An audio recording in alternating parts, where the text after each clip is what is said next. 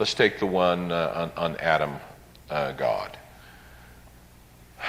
To be sure, Brigham Young and a few others taught that for a period of years.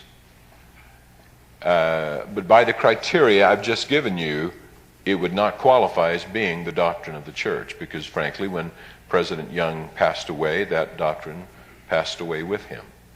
It has been formally addressed by Spencer W. Kimball in the General Conference as not being a doctrine that is sound and true.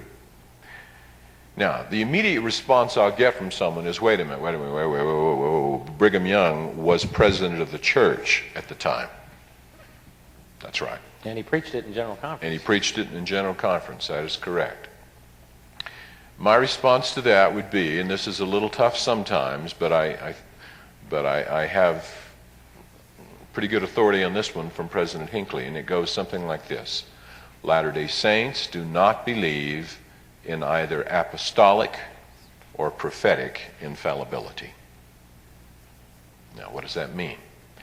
It means that while we love and sustain and uphold and revere our church leaders, as Joseph Smith once said, I never told you I was perfect.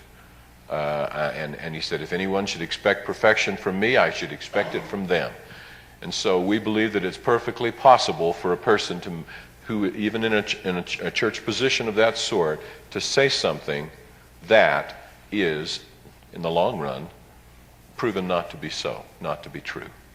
Now, there's less likelihood today by far that would ever happen than happened in the 1860s and 70s. When you consider that they were speaking in the tabernacle, to whom were they speaking? To themselves.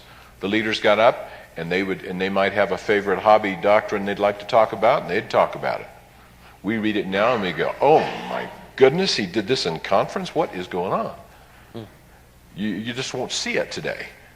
And that's because the First Presidency and the 12 Apostles are now closer than ever before, and that if anything of a doctrinal nature comes forth, it'll almost always be coming forth to the Latter-day Saints under the signature of 15 men. Okay?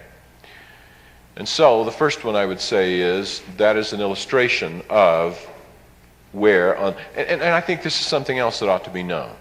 I spoke once with the person who wrote the definitive biography of Brigham Young, Leonard Arrington.